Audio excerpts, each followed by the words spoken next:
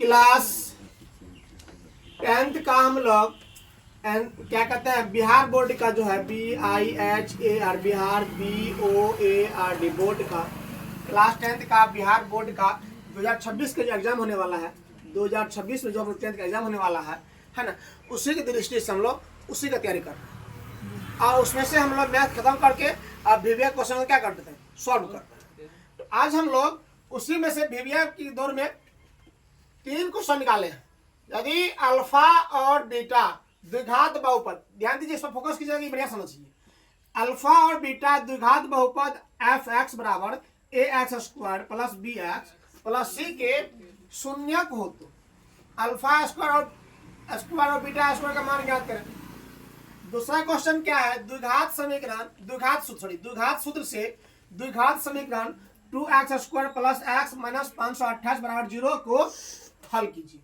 और तीसरा क्वेश्चन क्या है, 8 के प्रथम 15 गुणजों का योग ज्ञात कीजिए। ये 3 क्वेश्चन हो गया। ये 3 क्वेश्चन आप लोगों को मोड दीजिए सोल्यूशन, ठीक है। और दूसरी बात ये करजिए, आप लोग कभी कोई बोलते होंगे सर हमको धीरे से मारते हैं, किसी धीरे से मारते हैं, किसी जोर से मारते हैं।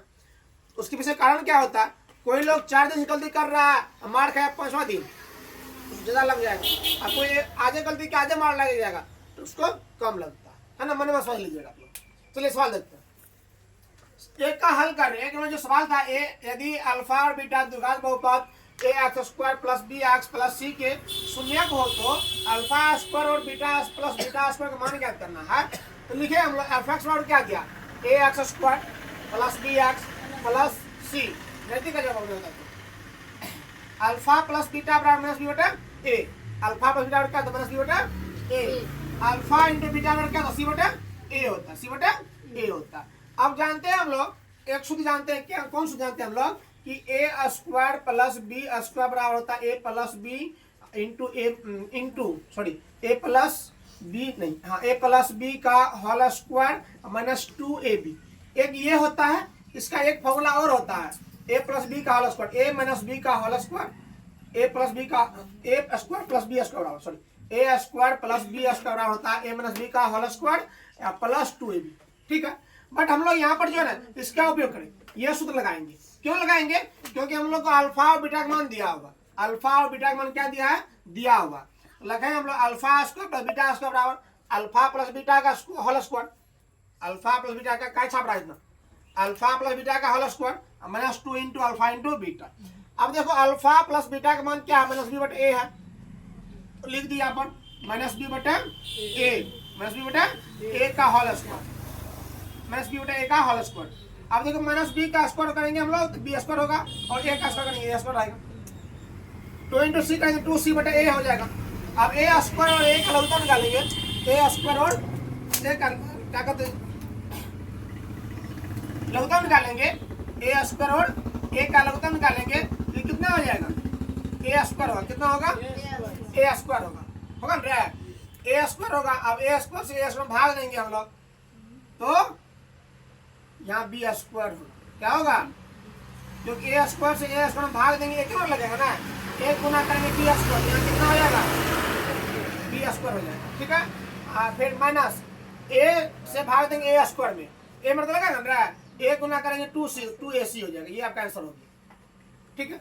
अब हम लोग दूसरा सवाल देखते हैं।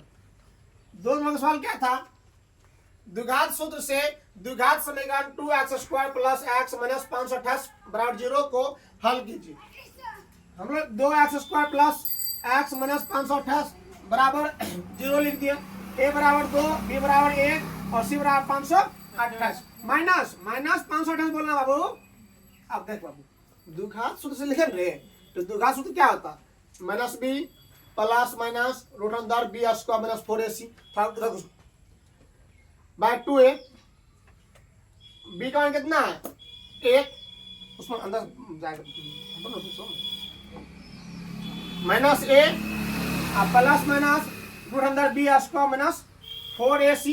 अब 4 सूत्र का हो गया, a का मान कितना 2 और b का मान a का मान 2, c का मान माइनस 528। अब देखो माइनस 1 प्लस माइनस अंदर a का स्क्वायर 1, 4 दूना 8 माइनस का माइनस प्लस हो गया रे, 8 गुना 8 करेंगे 64, 8 गुना 2 करेंगे 16, 64 क्या हासिल, तो 64 अथी 8 गुना 16 6 कितना आ जाएगा 22 हासिल 2। अरे वाह, फिर 8 गुना 5 करेंगे 40, 40 2 4224 में 1 जोड़ेंगे 4225, 4225 minus plus minus 1 plus minus अंदर 4225 बटे 4 हो गया। अब इसका वर्गमूल करो, क्या करो वर्गमूल करो, समझो बाबू ध्यान से। तो वर्गमूल करेंगे हम लोग 4225 का वर्गमूल करो, जोड़ा लगा लो 6 6 के 36, 12 6 गया 6, 3 में 3 गया 0, अब उतरेगा 2 5, यहाँ 6 होगा ना, 6 6 12, 5 लगाओ 25 25, 12 5 60 2, मतलब 5 2 10 2 12 5 1 6, ये भी 0 हो गया, कितना आया 65 है ना।